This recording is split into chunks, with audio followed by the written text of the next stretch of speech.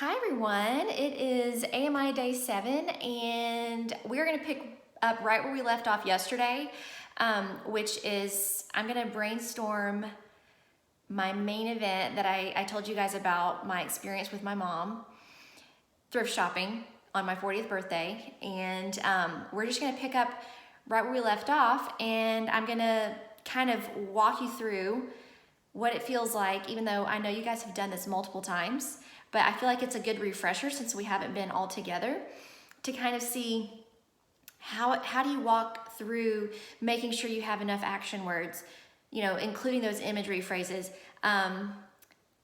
This particular experience that I had with my mom, I think resonates and sticks in my mind because of the imagery, which we'll get to in a second. But if you've ever been in a thrift shop or a consignment store, there's definitely a distinct fragrance, I should say, a scent, kind of a smell.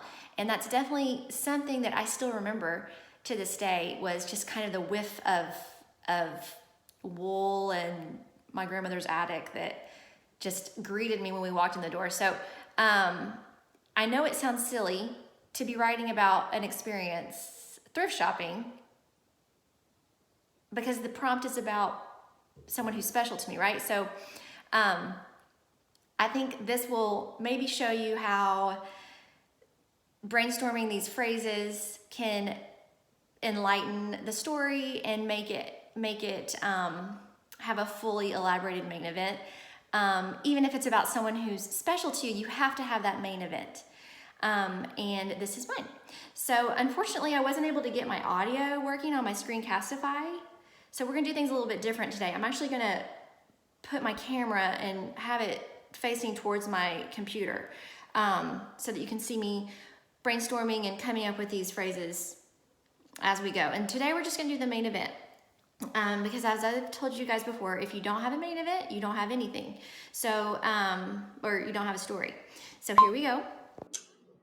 So I told you guys I was going to share some pictures of my mom with you, and I did share these on my Instagram, but I just feel like there's a few pictures that kind of reflect my mom's personality and part of what makes her so lovable, and just kind of these pictures I feel like embody her essence. Like they just kind of show what a great hostess she is and how she does the best job at like showering blessings on her people. And luckily, I'm fortunate to be one of her people, and I'm her first daughter. And so these pictures I feel like reflect that and kind of add to the fun of writing about her, because I feel like these pictures are going to be really inspirational whenever I do get to that extended ending where I'm reflecting on not just the special experience that I had with her at the thrift shop,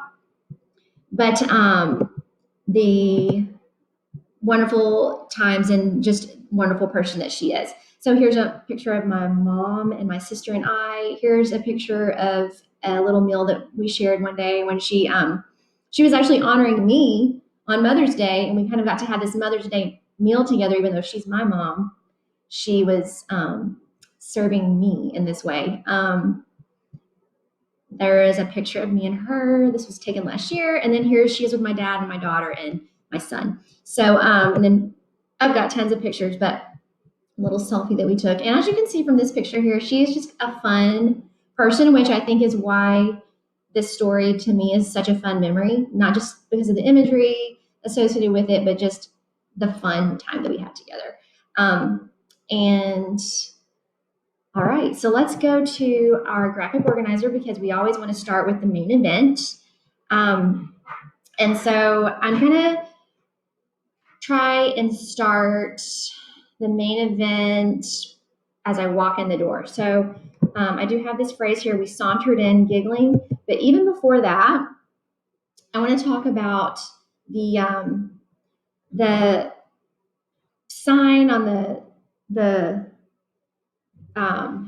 door when we walked in, because I feel like I just want to paint a picture for my reader. And so here we go. and this could get a little boring watching me walk through this, but next door to the Rent-A-Center, what did I see? When I use that imagery, that site imagery, I saw quality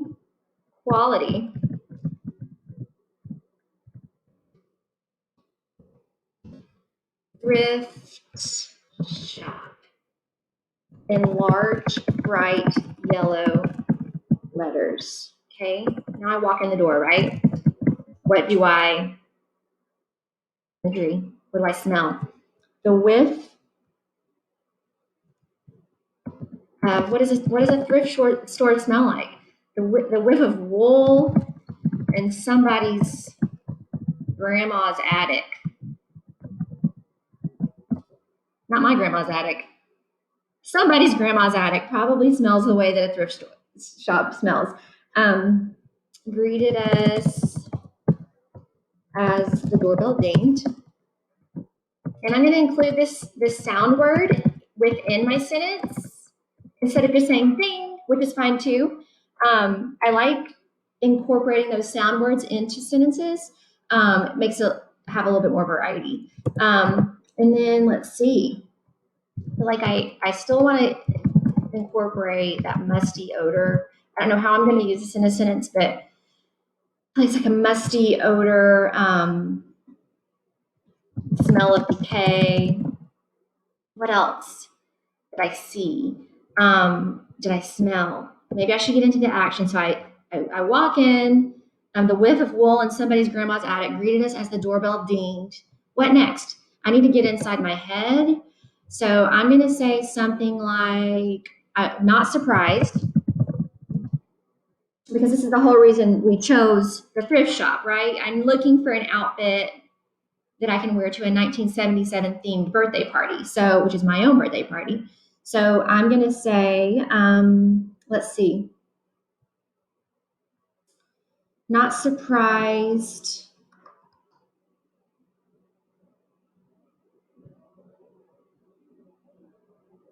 Well,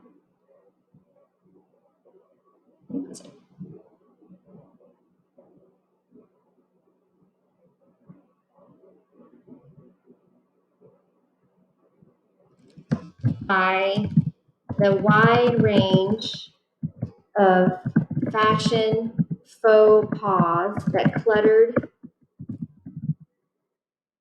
endless racks and racks. And I'm going to do this. This sentence will go together, but I'm going to incorporate an action here. I dove right in. I'll connect those later, but I want to kind of show you, we've got the action words.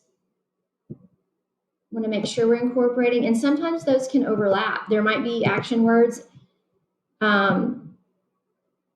in a sentence along with the imagery phrases, along with the thoughts and feelings. So not surprised by the wide range of fashion faux pas that cluttered the endless racks and racks. I'm going to go to a new document because I feel like I'm running out of room in my main event. Okay, and then right off the bat, I grabbed a flimsy white collared shirt with blue flowers and pearl buttons. I dove right in. I don't know if you guys get to this point in your writing, almost to the point where you're like, okay, I get it. I need to include imagery. I need to include action words. I want to include that dialogue. I want to include my thoughts and reactions. And then you kind of want to just start typing. So that's what I'm actually going to do here next. And I'll let you take a look at what I have so far. All right, so before I show you what I came up with for the main event, after kind of piecing together those phrases and then adding some more, I wanted to show you this video of my mom.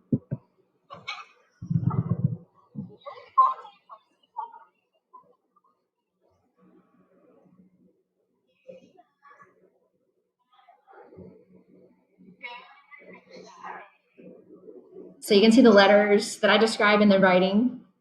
Oh, the curtain was red. Here's the first outfit.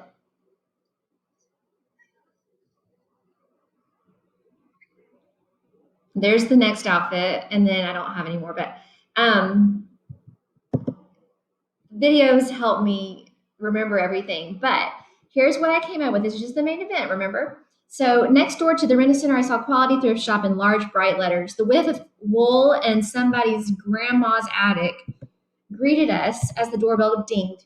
A musty odor and smell of decay filled our noses, but that couldn't stop us from the shopping spree that awaited us. I remember how tickled my mom was.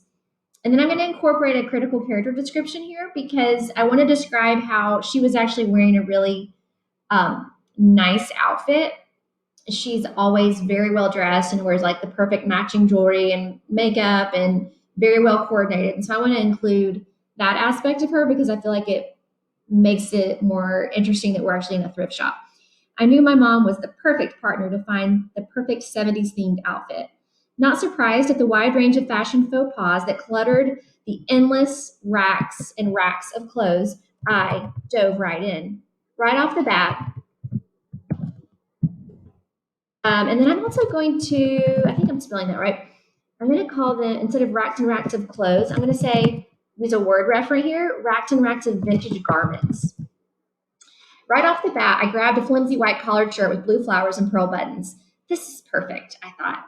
Meanwhile, my mom and daughter, I'm going to put that in italics, my mom and daughter were distracted by the pink, orange, and yellow floral patterned shirt, which was probably designed in the late 1960s, not the 1970s. I tried it on anyway. I'll take it. I claimed the shirt when all of a sudden a pair of faded bell bottoms seemed to be calling out to me. I grabbed those too and rushed to the dressing room, which was really more like a tiny closet with tattered carpet and a ragged old curtain hanging from a plastic rod. I'm going to say ragged old red curtain. I slipped on the jeans and 70s styled Western button up and opened the curtain for the big reveal. My mom was recording me trying on every outfit, and I still have the video of her giggling in the background. Next, the same bell bottoms paired with the neon pink floral blouse. I wanted it all. But the best part was we were having fun, which is one of my favorite things about my mom. She and my daughter kept throwing new articles of clothing at me. I'm going to finish up the main event pretty soon here and then get into the falling action and the reflection of like why this experience impacted me. It seems like a silly story, but it's sometimes moments like these that make you realize what you love about someone and why someone's special to you. I'm going to try to get a little bit deeper than just trying on clothes in a thrift shop, but I think you can kind of see the main event. It's got elements of those effective strategies, techniques that we've been talking about for a while, which is strong action words, use word reference, incorporate imagery, get inside your head. And so hopefully that will help you guys as you write your next narrative.